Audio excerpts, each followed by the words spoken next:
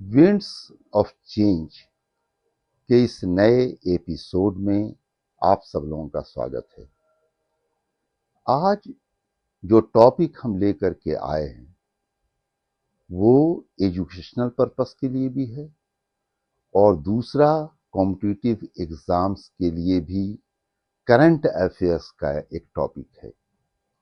ये है women reservation bill 2026।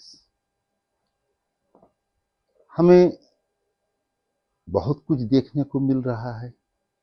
Allegation, counter allegation, बड़े हंगामे भी मचे हुए हैं इस बात को लेकर के कि ये पास नहीं हो पाया। लेकिन अगर हम इसके बैकग्राउंड में जाते हैं तो हम देखते हैं कि जो मौजूदा स्ट्रेंथ लोकसभा का है, 543 मेंबर्स चुने जाते हैं, 2 मेंबर नॉमिनेट किए जाते हैं प्रेसिडेंट के द्वारा। इसको महिलाओं के लिए इसमें से 1/3 सीट के रिजर्वेशन का मामला पहले भी उठा है और 2023 में प्रेजेंट जो स्ट्रेंथ है लोकसभा का, उसके आलोक में 1/3 रिजर्वेशन की बात हुई। सभी दलों ने उसका समर्थन किया। वो 106वां संशोधन के रूप में हमारे संविधान का हिस्सा बना, जिसे 334 ए यानी अनुच्छेद 334 ए या आर्टिकल 334 ए कहते हैं। यानी एक तरफ से अगर कोई बदलाव न लाया जाए तो ये रिजर्वेशन महिलाओं को दिया जा चुका था। और ये कब दिया गया था? ये सितंबर 2023 में ही दिया जा चुका था। फिर आज के मौजूदा बिल में क्या अंतर है? आज जो बिल इंट्रोड्यूस हुआ 2026 में, उसमें हम देखते हैं कि वो कॉन्स्टिट्यूशन अमेंडमेंट बिल 131 131वां संशोधन की बात आ रही है। फिर हमको ये भी देखना चाहिए कि जब 23 में ये बिल पास हो गया और 1/3 रिजर्वेशन महिलाओं को मिल गया, तो फिर उनको 24 में रिजर्वेशन क्यों नहीं दिया गया?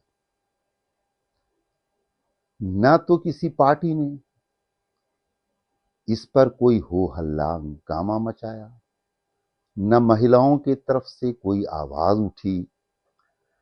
जिन लोगों ने इस बिल को पास किया था वो आज भी सत्ता में है और आज भी वो विपक्ष के रूप में है। फिर इसको जो इलेक्शन अप्रैल से लेकर के जून तक हुआ 2024 में, उससे पहले भी इंट्रोड्यूस किया जा सकता था। लेकिन उस वक्त ये बिल इंट्रोड्यूस किया गया, पास हुआ, लेकिन ये इंप्लीमेंट नहीं हो पाया। आज कहा जा सकता है कि सरकार ने इसमें कुछ संशोधन लाया कि हम प्रेजेंट जो स्ट्रेंथ है 543 का, उसमें 1/3 सीट महिलाओं को नहीं दे सकते। हमें उस सीटों को बढ़ाना है और बढ़ाने के बाद फिर जो सीट बनेगा उसमें हम इनको 1/3 दे देंगे।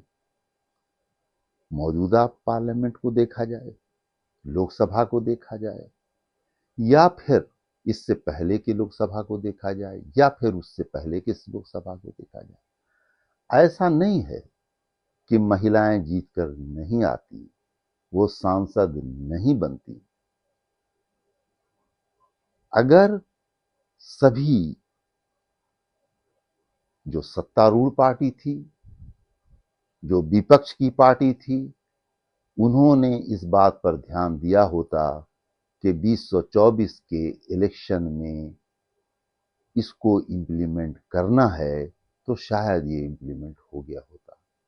आज भी 10 से 15% के बीच इनकी भागीदारी है, वो बढ़ करके 1/3 हो जाती। दूसरी चीज कि अगर ये जो ट्रस्ट डिफिसिट है, जैसे ही सीट बढ़ने की बात आई तो फिर संसदीय क्षेत्र बनाने की भी बात आई, और संसदीय क्षेत्र बनाने के लिए आर्टिकल 81A(2) ये जब तक है तब तक हर क्षेत्र आबादी के हिसाब से बनेगा, 1 पर्सन 1 वोट के हिसाब से बनेगा। तो जहां की आबादी ज्यादा होगी उनको ज्यादा सीट मिल जाएंगे, जहां की आबादी कम होगी जिस स्टेट की उसको कम सीट मिलेंगे। इसको अनुपात में लाने से पहले इसे इंप्लीमेंट किया जा सकता था, और इंप्लीमेंट करने के बाद अगर आवश्यकता होती तो इसमें फिर सुधार की भी गुंजाइश थी। उन्हीं बिंदुओं पर सुधार होता जिन बिंदुओं को लेकर के सरकार आगे बढ़ना चाहती है या हमारे राजनीतिक दल आगे बढ़ना चाहते हैं। फिर 23 में पास हुए इस बिल, जो एक्ट बन गया, जो संविधान का हिस्सा बन गया, जो 334A के रूप में इंसर्ट कर दिया गया संविधान में, उसको जगह दे दी गई, उसको लेकर के केंद्र सरकार जो सत्तारूढ़ है या जो पहले केंद्र सरकार सत्तारूढ़ थी, वो अगर बहुत इंटरेस्ट नहीं ले रही थी तो फिर हमारे विपक्षी दलों को तो इंटरेस्ट लेना चाहिए था। उन्होंने भी कहां इंटरेस्ट लिया, वो भी मौन रहे। जो व्यवस्था चली आ रही थी अमेंडमेंट के बाद भी, जो 106वां अमेंडमेंट कहा जाता है, उसके बाद भी सब कुछ पुराने ढर्रे पर चलता रहा, जबकि कानून बन चुका था, संविधान में वो जगह पा चुका था। जब सीट हम बढ़ाते हैं तो मानी बात है कि वित्तीय बोझ सरकार पर बढ़ेगी।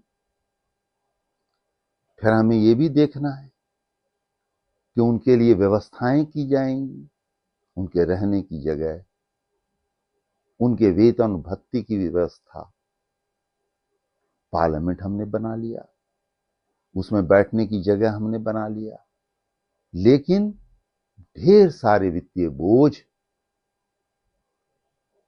और वहन करने पड़ेंगे हमें।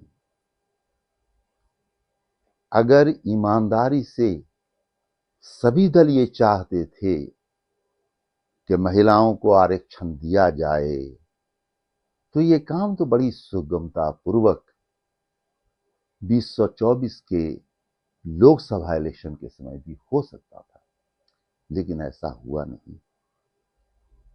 आज बातें हो रही हैं, महिलाओं के प्रति सहानुभूति भी दिखाई जा रही है, लेकिन महिलाओं को सांसद बना देने भर से समस्या का समाधान नहीं हो सकता।